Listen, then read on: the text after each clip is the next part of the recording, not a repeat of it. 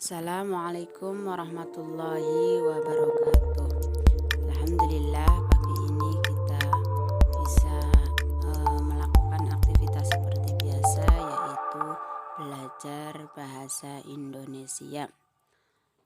Untuk pertemuan yang ketiga, kita adalah di bab pembahasan terakhir di teks berita, yaitu menelaah struktur dan teks kebahasaan.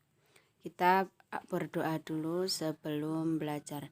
Bismillahirrahmanirrahim. Raditu billahi rabba wa bil islami dina wa bi muhammadin nabiyya wa rasula. Rabbi zidni ilma wa ruzuqni fahma. Rabbi shrah li sadri wa yassir li amri wa hlul 'uqdatam min lisani yafqahu qawli.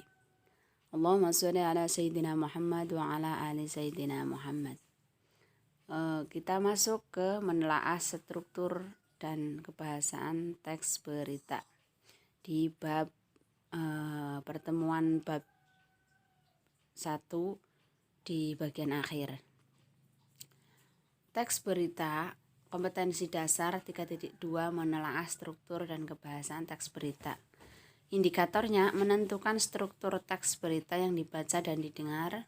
3.2.2 menentukan kebahasaan teks berita yang dibaca dan didengar.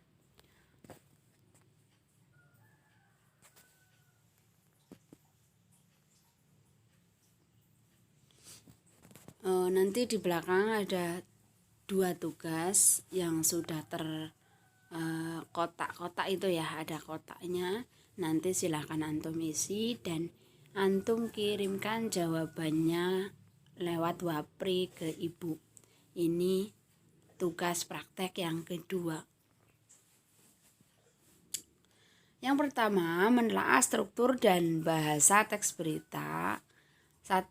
Mengidentifikasi struktur teks berita. Sebagaimana teks yang lain, teks berita ini memiliki struktur yang membangun teks. Struktur teks berita berbeda dengan struktur yang lain. Struktur teks berita terdiri atas 4 bagian. Apa? Kalau dibuat kurva, kita berbentuk segi 4. Berbentuk segitiga. Yang ujungnya itu akan dijelaskan satu persatu, yaitu ada judul atau headline. Kenapa sering dikatakan berita itu dengan headline news gitu ya? Maka itu ada judul berita, headline news. Judul berita itu ya, itu headline. Nah, atau apa judul itu? Nama atau identitas sebuah karangan. Judul dalam teks berita biasanya diambil dari isi atau informasi utama teks utama. Oleh sebab itu, judul menggambarkan isi ringkas berita. Judul teks berita dapat berupa fakta atau frase atau kalimat. Kebanyakan awalan pada kata kerja aktif dalam judul teks berita ditanggalkan. Ini adalah ciri khas judul teks berita. Yang kedua ada lead atau teras berita. Teras berita atau kepala berita merupakan rangkuman berita dengan hanya membaca lead atau teras berita. Pembaca sekurang-kurangnya sudah mengerti pokok isi yang akan disajikan selanjutnya. Lead atau teras berita ini terdapat di paragraf pertama. Yang dimuat dalam teras berita ini adalah fakta atau informasi terpenting dari seluruh berita. Intinya ya, itu ada disajikan dengan fakta atau lebih sering itu pada data yang tersedia. Selanjutnya yang nomor 3 itu ada body atau tubuh berita. Body merupakan paragraf yang menjelaskan bagian-bagian yang terungkap secara utuh dan lengkap dalam tubuh berita, dalam lead itu ya, atau kepala berita. Body berita berisi perincian pokok-pokok isi berita yang terdapat pada lead berita. Dengan demikian informasi semakin jelas. Itu intinya ya, tubuh berita. Ada kemarin yang disebut dengan adik simbah atau dalam bahasa Inggris 5W1H. Yang keempat ada leg atau kaki berita. Leg, kaki berita atau ekor berita berisi tentang informasi yang dianggap tidak terlalu penting. Bagian kaki berita hanya dipakai sebagai penjelas informasi saja, seperti bagian tubuh berita. Biasanya leg berisi pendapat seseorang atau informan, orang yang terlibat atau menjadi saksi dari suatu peristiwa yang diberikan. Ini terkadang tidak selalu ada, tapi jika ada ini juga tidak berpengaruh penting dalam teks berita ini. Contohnya teks berita ini ya, Garut diguncang gempa 5 skala Richter terasa hingga Sukabumi. Garut, gempa bumi 5 skala Richter mengguncang selatan wilayah Jawa Barat pada Kamis 11 Mei 2017 dan seterusnya. Itu ya. Kita bisa lihat beritanya. Berdasarkan hasil analisis peta tingkat guncangan Sekmap BMKG, dampak gempa bumi ini menimbulkan guncangan dengan dan seterusnya, itu ya. Gempa yang memiliki kekuatan 5 magnitudo ini memiliki kedalaman menengah akibat itu. Gempa memiliki kekuatan 5,0 skala Richter. Itu apa? Bukti ya, fakta. Tidak berpotensi tsunami, jelas kepala pusat gempa bumi. Nah, itu ada kalimat langsung, kalimat tidak langsung. Antum bisa mengerjakan ya. Nih, tugasnya. Tentukan struktur teks berita yang kamu baca di atas, tugas 1. Yang kedua, mengidentifikasi kaidah kebahasaan teks berita. Selain struktur dan unsur yang membangun, teks berita juga memiliki ciri bahasa. Ciri umum bahasa teks berita diantaranya sebagai berikut. Yang pertama, menggunakan bahasa baku. Ya, apa itu bahasa baku? Bahasa formal, bahasa yang dipakai bukan untuk bahasa sehari-hari. Yang bahasa yang mengikuti kaidah yang benar. Pilihan katanya tepat, kalimatnya sesuai ya. Selanjutnya, yang kedua,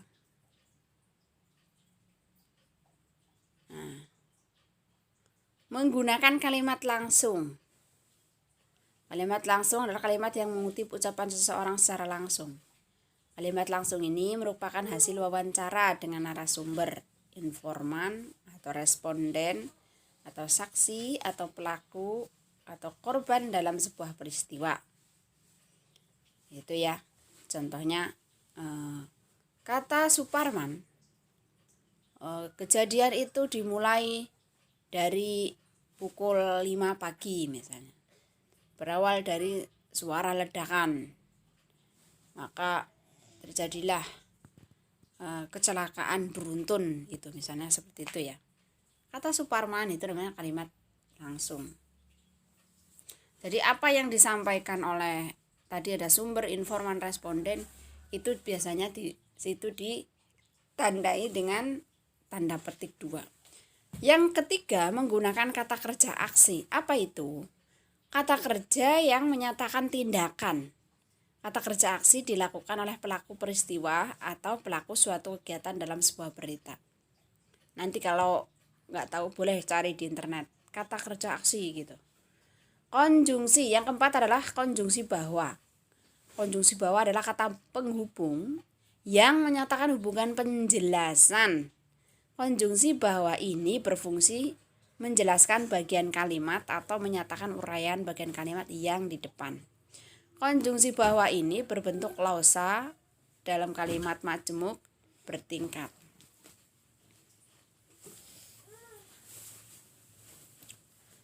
Selanjutnya,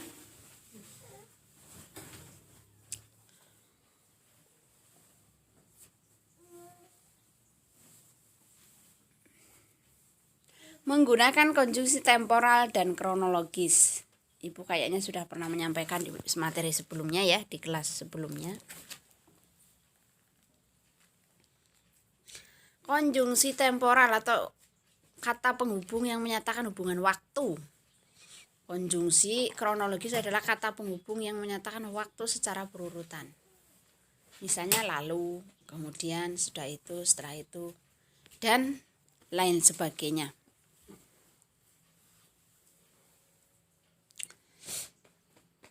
Kemudian yang keenam, menggunakan keterangan waktu.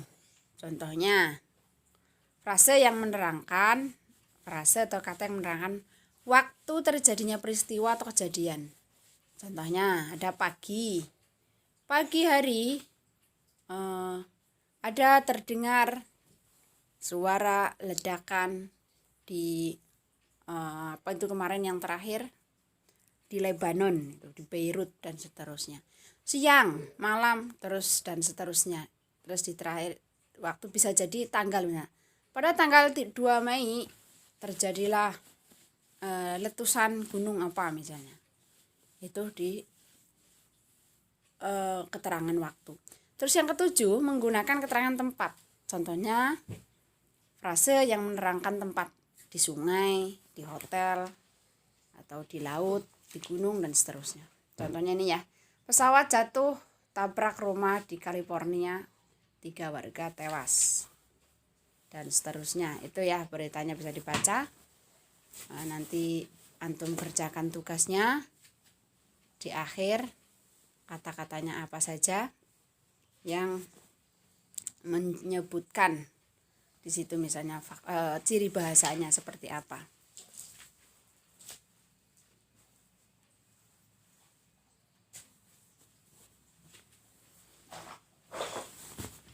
Nah, itu masih ya.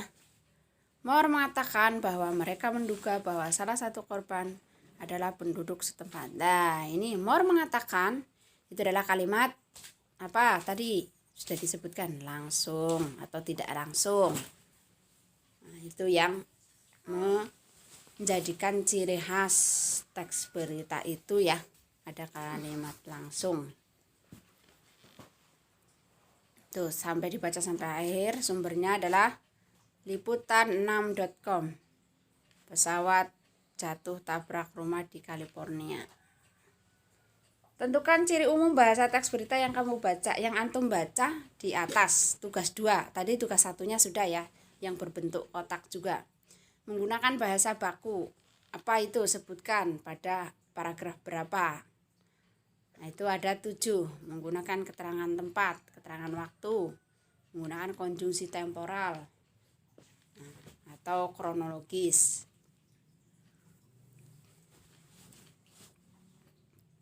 Nah, terus tugas mandirinya tadi ya, untuk penilaian belajar siswa, kerjakan tugas 1 dan 2. Alhamdulillah selesai. Kita cukupkan pelajaran pagi ini dengan bacaan hamdalah, semoga bermanfaat. Alhamdulillahirabbil alamin. Kita tutup dengan doa kafaratul majlis. Astaghfirullahaladzim. Bismillahirrahmanirrahim. Subhanakallahumma wa bihamdika asyhadu an la ilaha illa anta astaghfiruka wa atubu ilaik. Mohon maaf apabila ada salah dari Ibu.